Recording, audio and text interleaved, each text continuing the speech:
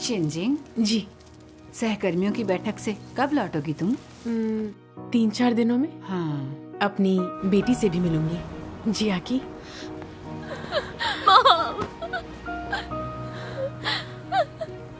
अरे गर्दन पर ये सूजन कैसी? मुझे कैंसर है। अगले महीने मेरी सर्जरी है। बड़ा लाल अजगर मेरे पीछे लगा है। मेरी बेटी बीमार है और मैं घर भी नहीं जा सकती। मैं क्या करूं?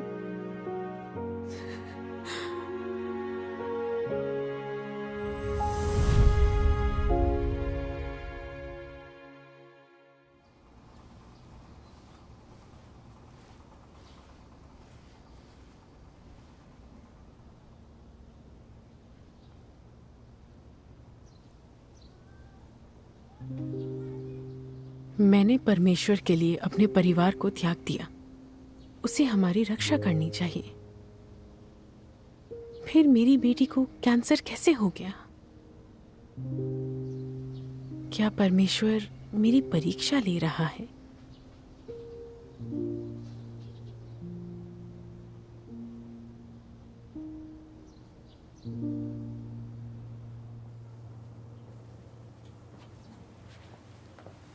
बहन लियांग, अपनी बेटी के बारे में ही सोच रही हो क्या?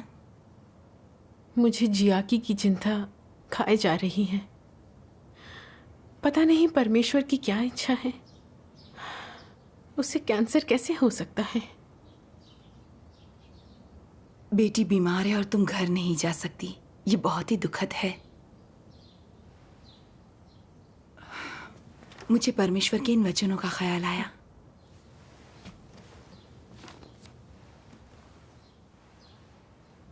परीक्षणों से गुजरते हुए लोगों का कमजोर होना या उनके भीतर नकारात्मकता आना या परमेश्वर की इच्छा पर या अभ्यास के लिए उनके मार्ग पर स्पष्टता का अभाव होना स्वाभाविक है। परंतु हर हालत में अय्यूब की ही तरह तुम्हें परमेश्वर के कार्य पर भरोसा अवश्य होना चाहिए और परमेश्वर को नकारना नहीं चाहिए। यद्यपि अय्यूब कमजोर था और अपने जन्म के दिन को धिक्कारता था, उसने इससे इनकार नहीं किया कि मनुष्य को सभी चीजें यहोवा ने दी थीं और यहोवा ही उन्हें वापस ले सकता है। चाहे उसकी कैसी भी परीक्षा ली गई, उसने अपना विश्वास बनाए रखा।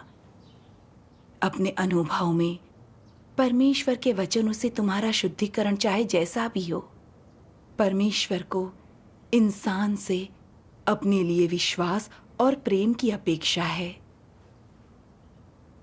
इस तरह से जिसे वो पूर्ण बनाता है वह है लोगों का विश्वास, उनका प्रेम और अभिलाषाएं।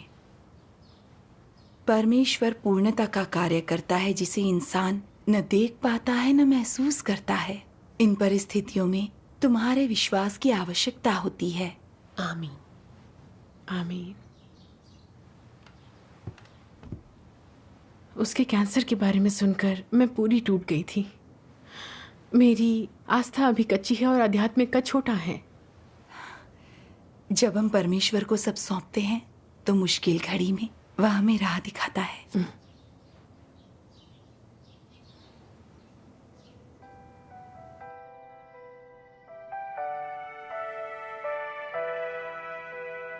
在苦难临到的时候，你能不体贴肉体，不埋怨神，在神向你隐藏的时候，你能够有信心跟从神，以往的爱心还不变，不消失。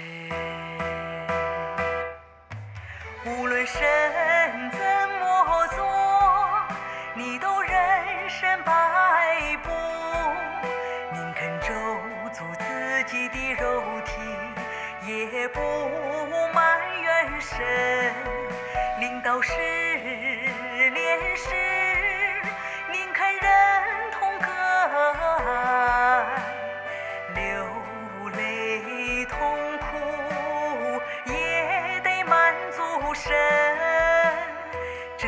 才是真实的爱，真实的信息。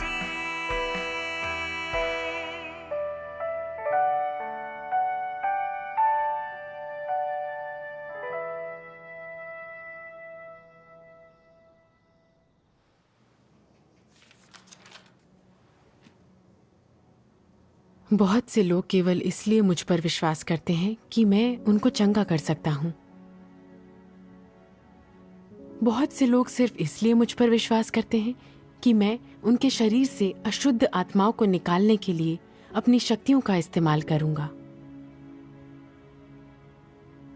और बहुत से लोग मुझसे बस शांति और आनंद प्राप्त करने के लिए मुझ पर विश्वास करते हैं। बहुत से लोग मुझसे सिर्फ और अधिक भौतिक संपदा मांगने के लिए मुझ पर विश्वास करते हैं।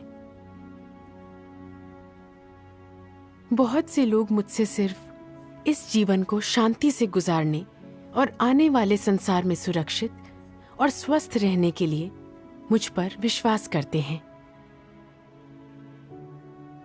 बहुत से लोग केवल नरक की पीड़ा से बचने के लिए और स्वर्ग के आशीष प्राप्त करने के लिए मुझ पर विश्वास करते हैं। बहुत से लोग केवल अस्थायी आराम के लिए मुझ पर विश्वास करते हैं और आने वाले संसार में कुछ हासिल करने की कोशिश नहीं करते। जब मैंने अपना क्रोध नीचे मनुष्यों पर उतारा और उसका सारा आनंद और शांति छीन ली, तो मनुष्य संदिग्ध हो गया। जब मैंने मनुष्य को नरक का कष्ट दिया और स्वर्ग के आशीष वापस ले लिए, तो मनुष्य की लज्जा क्रोध में बदल गई। जब मनुष्य ने मुझसे खुद को चंगा करने के लिए कहा, तो मैंने उस पर ध्यान नहीं दिया और उसके प्रति घृणा महसूस की। मनुष्य मुझे छोड़कर बुरी दवाइयों तथा जादू टोने की मदद खोजने लगा। इंसान ने मुझसे जो कुछ मांगा वह सब जब मैंने वापस ले लिया, तो सब लोग गायब हो गए। इसलिए मैं कहता हूं कि मनुष्य मुझ पर इसलिए विश्वास करता है क्योंकि मैं बहुत अनुग्रह देता हूं और प्राप्त करने के लिए और भी बहुत कुछ है।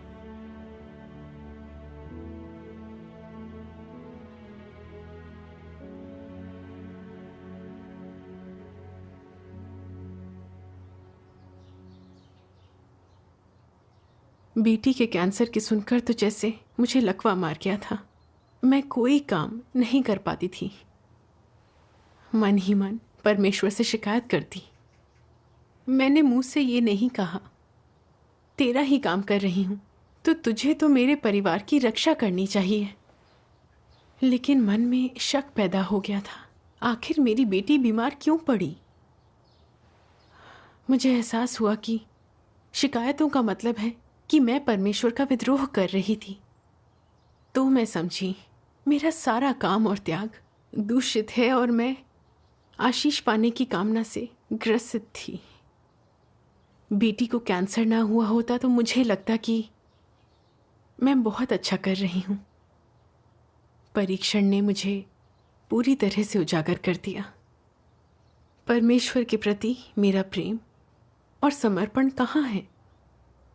मैं अनुचित और विवेक शून्य हूं, इंसान कहलाने लायक नहीं हूं। अपनी बेटी की बीमारी से तुमने सबक लिया है, यह अच्छी बात है। यह परमेश्वर का आशीष है। हाँ। मुझे परमेश्वर के यह वचन याद आए। परमेश्वर में अपने विश्वास में लोग भविष्य के लिए आशीर्वाद पाने की खोज करते हैं। यह आस्था में उनका लक्ष्य होता है। सभी लोगों की यही अभिलाषा होती है, लेकिन उनकी प्रकृति के भ्रष्टाचार का हल परीक्षण के माध्यम से किया जाना चाहिए। इंसान के जो जो आयाम अशुद्ध हैं, उनका पूरी तरह से शोधन किया जाना चाहिए। यह परमेश्वर की व्यवस्था है। परमेश्वर एक वातावरण बनाकर परिष्कृत होने के लिए बाध्य करता है, जिससे तुम अपने खुद के भ्रष्टाचार को जान जाओ। अंततः तुम उस बिंदु पर पहुंच जाते हो जहां तुम मरना, इच्छाओं को छोड़ना, उसके शासन का पालन करना चाहते हो। इसलिए अगर लोगों में बरसों का शुद्धिकरण नहीं है या कष्ट नहीं सहे हैं, तो वे अपनी सोच और हृदय में दैहिक भ्रष्टाचार के बंधन से मुक्त नहीं हो पाएंगे। जिन भी पहलुओं में तुम अभी तक शैतान के बंधन में हो, जिन भी पहलुओं में अभी तक तुम्हारी इच्छाएं और अपेक्षाएं हैं, यही वह पहलू हैं जिनमें तुम्हें कष्ट उठाना होगा। केवल दुख से ही सबक सीखा जा सकता है, जिसका अर्थ है सत्य पाना और परमेश्वर की इच्छा समझ पाना। वास्तव में कई सत्यों को कष्टदायक परीक्षणों के अनुभव से समझा जाता है। कोई भी व्यक्ति आरामदायक परिवेश या अनुकूल परिस्थिति में परमेश्वर की इच्छा नहीं समझ सकता, उसकी सर्वशक्तिमत्ता और बुद्धि को पहचान या उसके धार्मिक स्वभाव को समझ नहीं सकता। यह असंभव होगा। आमीन। आमीन। परमेश्वर के वचन एकदम स्पष्ट हैं और इंसान को बचाने का उसका कार्य भी व्यवहारिक है। जी हाँ। हाँ, पहले मैं अपनी आस्था के लिए बहुत मेहनत और त्याग करती थी, तो मुझे लगता था कि मैं परमेश्वर के प्रति बहुत समर्पित हूँ। लेकिन जब बड़े लाल अजगर के कारण मुझे भागना पड़ा, तो मैं शिकायतें करने लगी। तब मुझे एहसास हुआ कि मेरे अंदर परमेश्वर के प्रति कोई भक्ति और समर्पण नहीं है। मैं सिर्फ आशीष के लिए अनुसरण करती थी, कष्ट के लिए तैयार नहीं थी। इसके पीछे भ्रष्टता और व्यर्थ की इच्छाएं थीं, और उनका शुद्धिकरण केवल न्याय और ताड़ना से ही संभव था। हाँ।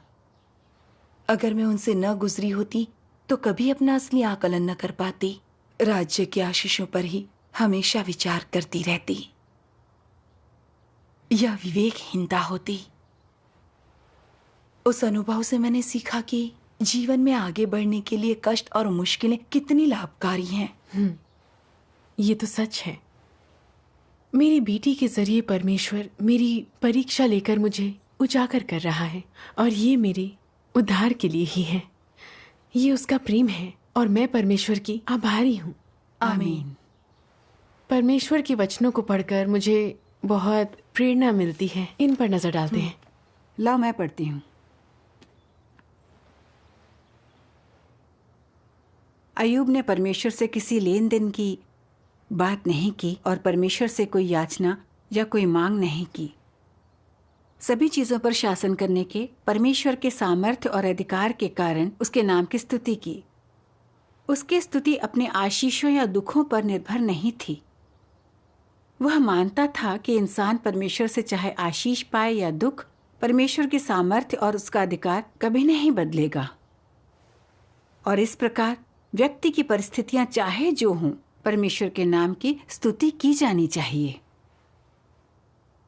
मनुष्य को धन्य परमेश्वर की संप्रभुता के कारण किया जाता है, और वह कष्ट भी उसकी संप्रभुता के कारण ही पाता है। परमेश्वर का सामर्थ्य और अधिकार इंसान की सभी चीजों पर शासन करता है। मनुष्य की नियति के उतार चढ़ाव परमेश्वर के सामर्थ्य और अधिकार को दर्शाते हैं। और जिसका चाहे जो दृष्टिकोण हो, परमेश्वर के नाम की स्तुति की जानी चाहिए। आमीन। अय्यूब ने अपने जीवन में यही अनुभव किया और जाना। अय्यूब के सभी विचार और कार्यकलाप परमेश्वर के कानों तक पहुंचे थे और परमेश्वर के सामने आए थे और परमेश्वर द्वारा महत्वपूर्ण माने गए थे। परमेश्वर ने अय्यूब के इस ज्ञान को और ऐसा हृदय होने के लिए अय्यूब को खूब संजोया। इस हृदय ने हर समय हर जगह परमेश्वर के आदेश की प्रतीक्षा की और खुद पर आने वाली हर एक चीज का स्वागत भी किया। अय्यूब ने परमेश्वर से कोई मांगे नहीं की। उसने स्वयं अपने से जो मांगा वह यह था कि परमेश्वर की सभी व्यवस्थाओं की प्रतीक्षा करे, स्वीकारे और आज्ञा पालन करे। अय्यूब इसे अपना कर्तव्य मानता था और यह वही था जो परमेश्वर अय्यूब से चाहता था। क्योंकि अय्यूब का हृदय शुद्ध था और परमेश्वर से छिपा हुआ नहीं था, और उसकी मानवता ईमानदार और दयालु थी। उसे न्याय और सकारात्मक चीजों से प्रेम था। केवल इस प्रकार का व्यक्ति ही ऐसे हृदय और मानवता वाला परमेश्वर के मार्ग का अनुसरण कर सकता और परमेश्वर का भय मानने और बुराई से दूर रहने में सक्षम था। ऐसा व्यक्ति उसकी संप्रभुता देख सकता था, उसका अधिकार और सामर्थ्य देख सकता था, उसकी व्यवस्थाओं के प्रति आज्ञाकारी हो सकता था। ऐसा व्यक्ति ही परमेश्वर के नाम की सच्ची स्तुति कर सकता था, क्योंकि वह जानता था कि सब कुछ परमेश्वर के हाथ में है। उसे आशीष या आपदाओं की चिंता नहीं थी। उसे पता था मनुष्य की चिंता मूर्खता, अज्ञानता, तर्कहीनता की निशानी है और सभी चीजों के ऊपर परमेश्वर की संप्रभुता के तथ्य के प्रति संदेह का और परमेश्वर का भय न मानने का संकेत है। अय्यूब का ज्ञान ठीक वही था जो परमेश्वर चाहता था। आमीन। आमीन। अय्यूब की आस्था अटूट थी। वह अच्छी तरह समझ गया था कि उसे मेहनत से जो कुछ भी मिला है वह परमेश्वर ने दिया है। इसीलिए वह कह पाया कि परमेश्वर देता है, परमेश्वर ही लेता है और प्रभु का नाम ही धन्य है। अय्यूब से तो मेरी कोई तुलना नहीं है। क्या मेरी बेटी का कैंसर परमेश्वर की अनुमति से नहीं हुआ? मुझे इस बात का अंदाजा क्यों नहीं था कि इसमें परमेश्वर की ही इच्छा निहित है। मेरी आस्था पक्की नहीं है। अब प्रार्थना और परमेश्वर के वचनों के पाठ के जरिए मैं उसकी इच्छा को समझ गई कि मेरी बेटी की नियति परमेश्वर के हाथ में है। सर्जरी चाहे जैसी भी रहे, लेकिन मैं उसकी व्यवस्थाओं का पालन करूंगी, अपना काम करूंगी और उसके प्रेम का प्रतिदान दूंगी।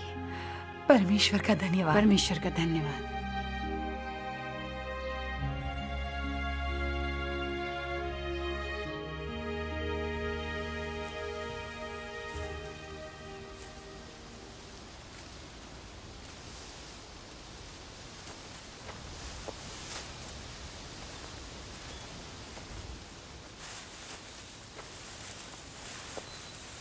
एक ब्रेक ले लेते हैं, थोड़ा पानी वानी पी लो। हाँ ठीक है।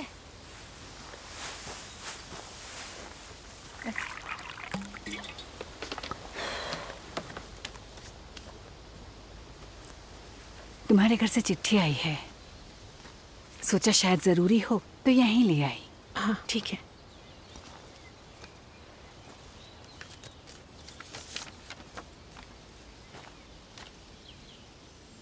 मॉम, एक खुशखबरी है।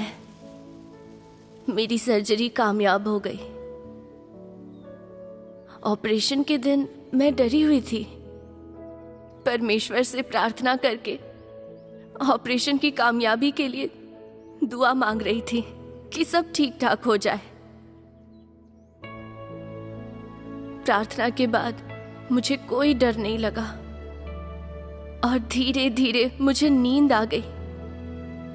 जब आंख खुली तो ऑपरेशन हो चुका था। डॉक्टर ने कहा कि ऑपरेशन अच्छा रहा।